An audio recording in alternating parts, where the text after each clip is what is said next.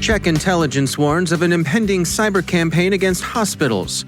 The U.S. Defense Department alerts contractors that Electric Panda is back and after their data. Secure Pulse VPNs post-patching issues. Google blocks COVID-19 phishing emails. Apple and Google work on tracing physical contact, but Facebook is tracing contact with misinformation. Johannes Ulrich from the SANS Technology Institute explains exposed RDP servers while we work from home. And our guest is Tia Hopkins from eCentire. She talks STEM and cybersecurity education.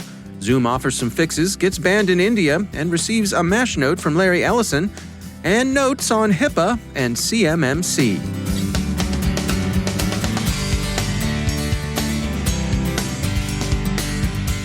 And now, a word from our sponsor, ExtraHop, securing modern business with network detection and response.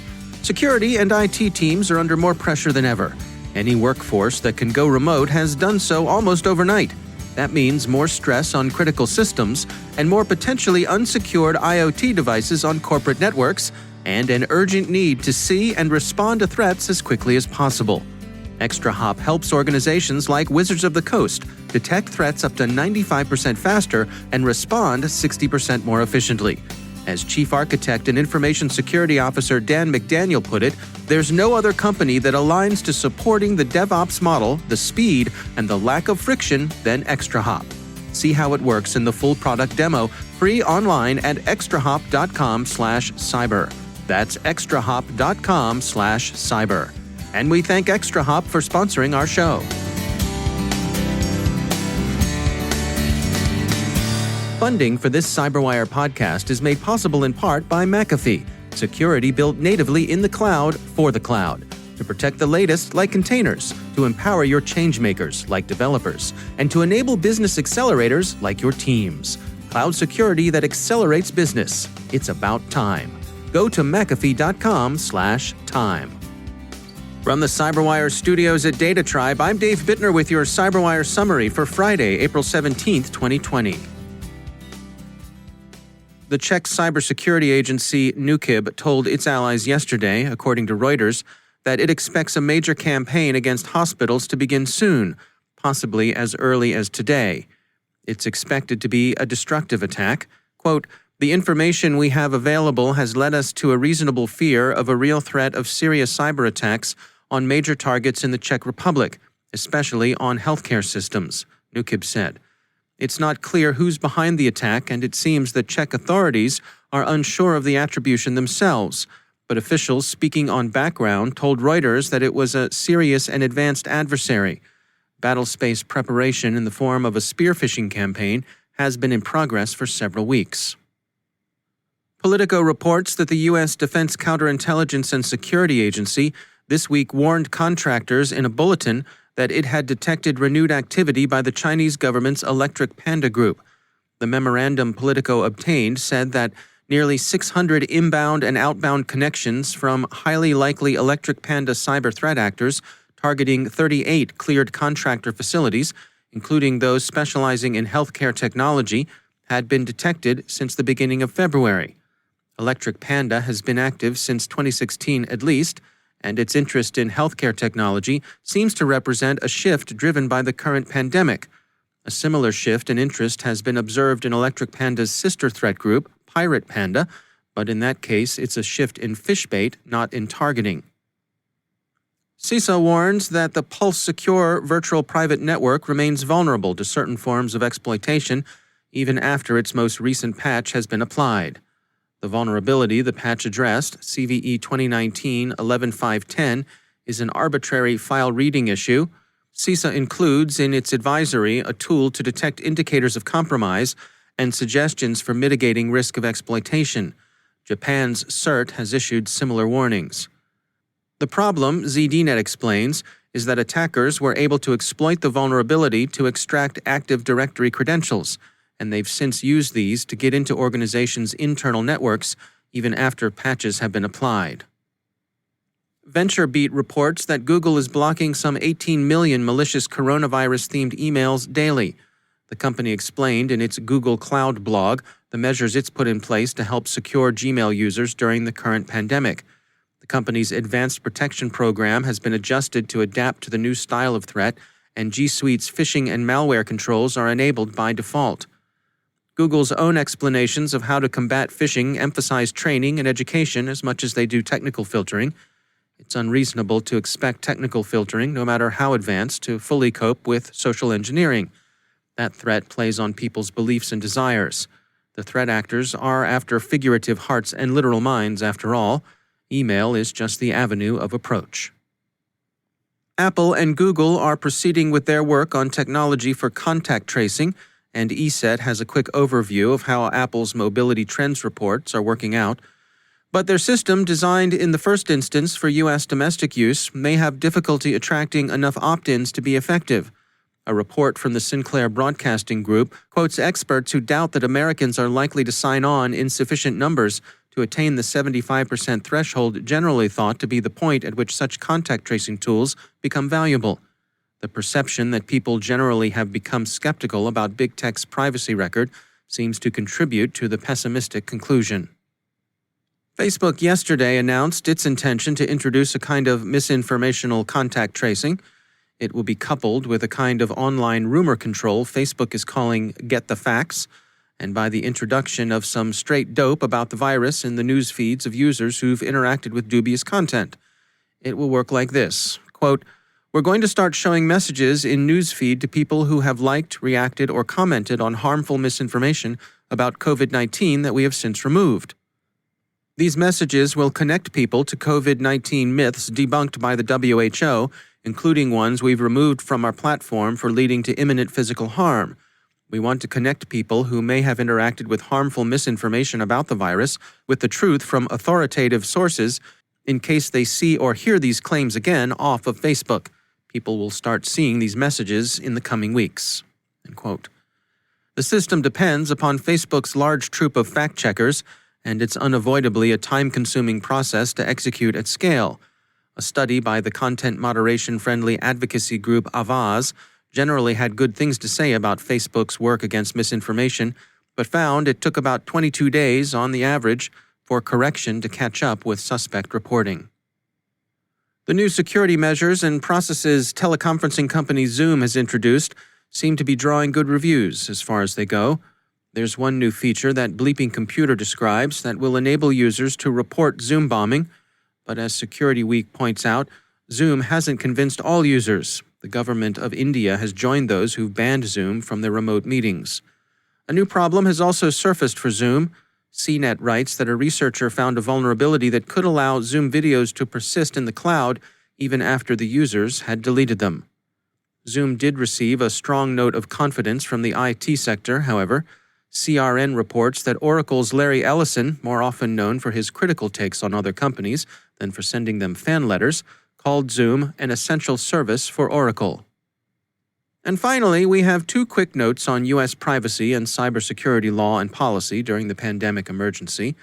An op-ed in Law 360 cautions against assuming that the privacy protections in HIPAA, the Health Insurance Portability and Accountability Act of 1996, somehow go away during a public health emergency. They don't. Prudent organizations will lawyer up before they get too frisky with healthcare data, no matter how public-spirited their mood and motives may be. And the Department of Defense has been telling contractors that the Cybersecurity Maturity Model Certification, CMMC program, would not be delayed by the pandemic. That may be true insofar as the policy's effective date is concerned, but the CMMC audits themselves will probably in fact be delayed. FCW reports that Katie Arrington, CISO at the Office of the Undersecretary of Defense for Acquisition, who had been prominent among those who said the program would become effective as scheduled, said yesterday that the first audits could be delayed for up to a month. FCW goes on to say that, quote, Arrington suggested that auditors would wear masks and employ social distancing practices to complete their duties, and that company representatives present during the audit would respect each other's personal space. So should we all.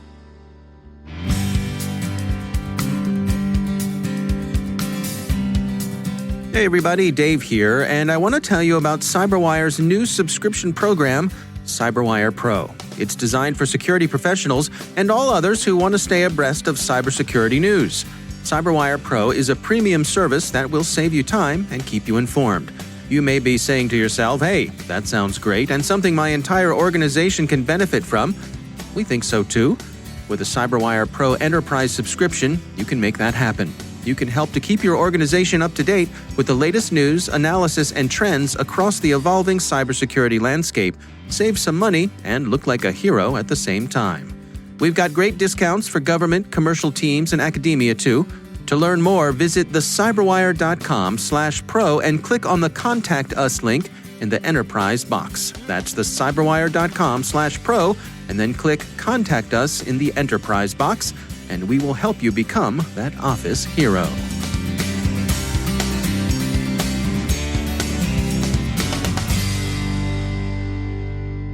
My guest today is Tia Hopkins. She's Vice President of Global Solutions Engineering at eCentire. Our conversation focuses on her insights with regard to the importance of STEM in education and preparing that next generation for success in the field. From an educational perspective, I think more applied versus theoretical education would be helpful. And then on the other side of that, just getting more folks interested in the field and feeling comfortable with their ability to succeed. I know a lot of STEM focuses on coding, but cybersecurity itself doesn't necessarily have to start there. Personally, my background is in networking. I've spoken to individuals who have a very strong background in like endpoint security and things like that. And all of those things really don't touch on coding at all. Yeah, it's interesting to me. I've heard more and more people saying that they're looking to folks who have specialties in other disciplines, things like music, because there's the ability to collaborate, the ability to solve problems, to think through things in real time. All of those skills can be applied to the needs we have in cybersecurity. That's an interesting one. Music specifically, I've not heard that one, but I do agree with it in theory that it does require more than just, the ability to think technically, right? In order to be able to thwart a hacker, you have to be able to think like a hacker, and hackers are very creative. And sometimes that isn't technically driven. If you think about social engineering, that has really it doesn't have a lot of technical requirements. I'll phrase it that way. You could just have a great personality and get people to want to open up to you, and you can pretty much get anything you want, right? So that's one angle of it. But definitely being able to think outside the box or point to collaboration and just being creative in general, all critical to being successful in this field. What about opening up that pipeline from the get-go? Those young students coming up to let them know that there's a possibility for them in this field. I'm thinking specifically of young women coming up who may not feel encouraged along the way. I agree with that 100%. I mean, in general, I think we could do a bit better at shining a light on cybersecurity as an opportunity. STEM is pretty broad. It's technical, it's non-technical. You have engineers out there, and that's technical, but it's not necessarily technology related in the way of, something like cybersecurity or DevOps or something like that. So I think unpacking STEM a bit would be helpful, but definitely introducing these things to an audience at a younger age, specifically girls, and helping young ladies and young girls understand that, one, they can be successful in technology, and specific to cybersecurity. Again, back to my point, it's not all around, coding, because you see a lot of programs like, Girls Who Code and coding camps and things like that. And that's great. But I find that could lead to girls feeling like if they don't start there, or if they don't have a mind for coding, or that's not something that they're interested in, maybe STEM is not for them. So just overall a better job of representation of what the possibilities are, and having conversations with young girls like, hey, what do you like to do every day? How do you think your brain works? What do you think you would enjoy doing as a career? And kind of working backwards from there and figuring out the things that may or may not align to the types of personalities of these young girls that we're talking to, rather than, maybe making them feel like they have to fit into a box, whether that's on purpose or not. What about from the other direction, the folks who are doing the hiring in organizations? Do you have any suggestions for them to make sure that they're looking at a broad range of folks for these jobs? And so I personally, I'm a hiring manager. So when I speak to my recruiters, I push on them to bring me, diverse applicants. Wherever you've been typically fishing, go somewhere else. I reach out to my personal networks, professional networks. I'm involved in a lot of organizations that are driving more women toward technology in general, and organizations that are, trying to drive more women towards cybersecurity. The challenge is, as wide as we try to cast that net, there's just not a lot of applicants coming through. And I don't know if that's a lack of interest, a lack of perceived ability to be successful. And that all goes back to my point of representation. I think we need more women specifically that are successful in the field, to show themselves and encourage women and say, yeah, you can be successful here. And here's what my journey looked like. And it wasn't pretty, but here I am today. And it's okay to fall. And, all those things that make it real and relatable, for women. Yeah, I mean, you touch on that notion of mentorship, which I think is so critical. How do you do that yourself? What sort of things have you done along the way to make sure you're being a mentor to folks who might need that little extra boost? Sure. So I'm a member of a number of organizations as a mentor. So I'm a career mentor with CyberWire. I'm a mentor with Built by Girls. I'm a member of a minority-focused cybersecurity consortium, and they have a specific focus on mentoring women as well. So I do some, I guess you could say, organized mentorships through programs. But just based on, the things that I'm doing, like posting on social media and doing interviews like this, I have a lot of individuals that reach out to me with questions and ask for, my feedback on what they should be looking into, types of schools that they should be going to as well. So just outside doing, more organized mentorship, I try to make myself as available as possible, because part of the challenge with knowing what to do or where to go is just, being confident that you're taking the right path. It can be difficult to navigate such a broad field. Even when you break technology down into the cybersecurity space, there's lots of different paths that you can go. It's not cheap to get education or certification. So people want to make sure they're doing the right thing. So I always try to make myself available to give my feedback based on my personal experience and research, of course, because everyone's story is going to be different. Our thanks to Tia Hopkins from eCentire for joining us. And now, a word from our sponsor, Black Cloak. Oh, come on, it's not like anybody actually needs this anymore. I mean, executives and their personal lives, they're doing great.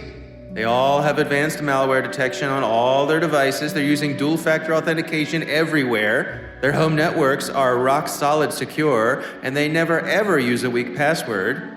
As for their families, little Luke and Leia and their significant other, well, they're pillars in the cybersecurity community. Right? You're right, I was dreaming there for a minute. The fact is, executives and their families are targets, and at home, they have no cybersecurity team to back them up. Instead of hacking the company with millions of dollars worth of cyber controls, hackers have turned their attention to the executive's home network and devices which have little to no protection. Black Cloak closes this gap in your company's protection. With their unique solution, the cybersecurity professionals of Black Cloak are able to protect your executives and their families from hacking, financial loss, and private exposure. Mitigate these risks that could lead to a corporate data breach or reputational loss. Protect your company by protecting your executives. To learn more and partner with Black Cloak, visit blackcloak.io. That's blackcloak.io. And we thank Black Cloak for sponsoring our show. And joining me once again is Johannes Ulrich. He's the Dean of Research at the SANS Technology Institute. He's also host of the ISC Stormcast podcast. Johannes, it's always great to have you back. We wanted to touch today on some issues that you all are tracking here when it comes to this newly expanded work-from-home situation and RDP servers. What are you all tracking here? Yeah, so, everybody has now to work from home, has to administer their systems from home. And a lot of companies apparently, weren't quite ready for this. And of course, at this point, it's also kind of difficult, for example, to quickly buy a VPN server or anything like that. Now, at the end of March, Shodan released a report where they noted that the number of RDP servers that are exposed to the internet increased. They had to revise this a little bit, but still the final result was, yes, the number increased. No real surprise here because this is a little bit the cheap and easy way to expose your system for remote administration. Problem with RDP, of course, is it's also one of the top targets that the bad guys are scanning for. We are monitoring with our DShield sensor network sort of what the bad guys are scanning for, and RDP is always sort of in the top 10 of the ports being scanned. So I went back a little bit and checked, did this increase as well? And what we noted was that in March, the bad guys were spending quite a bit more resources scanning for RDP. It's noisy data because RDP is always so busy, but certainly something that is notable. And of course, RDP stands for Remote Desktop Protocol. What are some of the recommendations you have then? If folks, this is a necessity, people find themselves in this situation, what are some of the basics for making sure they're doing it right? Yeah, so the number one way how these RDP services are being attacked is weak passwords. So definitely, make sure you set up a strong password. Secondly, there have been a number of vulnerabilities in RDP over the years. And so definitely, make sure that the systems that you are exposing are up to date.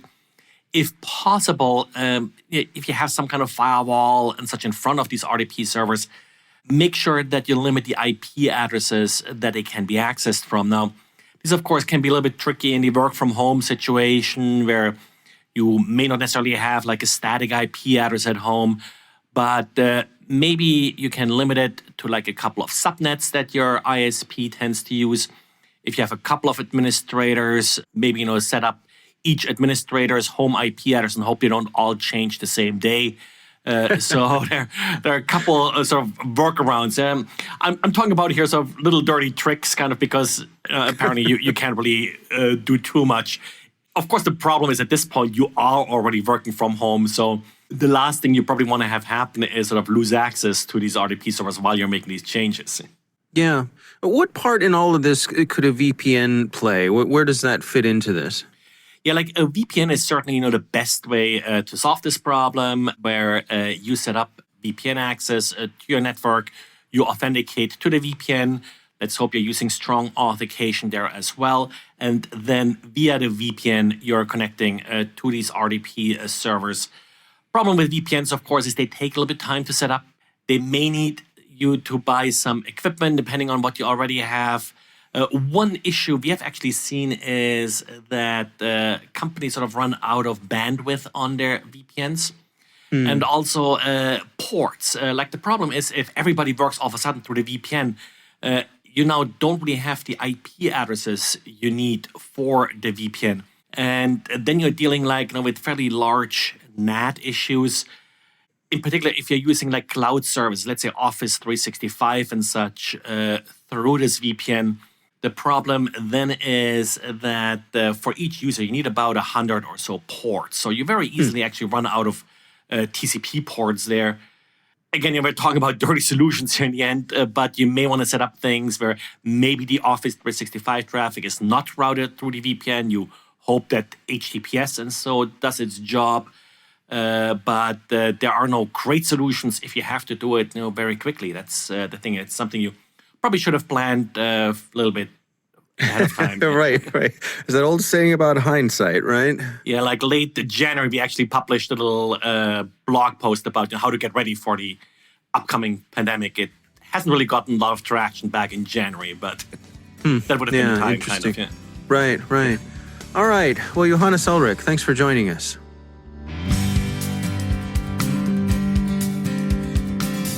And that's the CyberWire. For links to all of today's stories, check out our daily briefing at thecyberwire.com. And for professionals and cybersecurity leaders who want to stay abreast of this rapidly evolving field, sign up for CyberWire Pro. It'll save you time and keep you informed. Listen for us on your Alexa smart speaker, too. Thanks to all of our sponsors for making the CyberWire possible, especially our supporting sponsor, Observit, a Proofpoint company and the leading insider threat management platform. Learn more at observit.com. The CyberWire podcast is proudly produced in Maryland out of the startup studios of Data Tribe, where they're co-building the next generation of cybersecurity teams and technologies. Our amazing CyberWire team is Elliot Peltzman, Paru Prakash, Stefan Vaziri, Kelsey Bond, Tim Nodar, Joe Kerrigan, Carol Terrio, Ben Yellen, Nick Valecki, Gina Johnson, Bennett Moe, Chris Russell, John Petrick, Jennifer Iben, Rick Howard, Peter Kilpie, and I'm Dave Bittner. Thanks for listening. See you back here next week.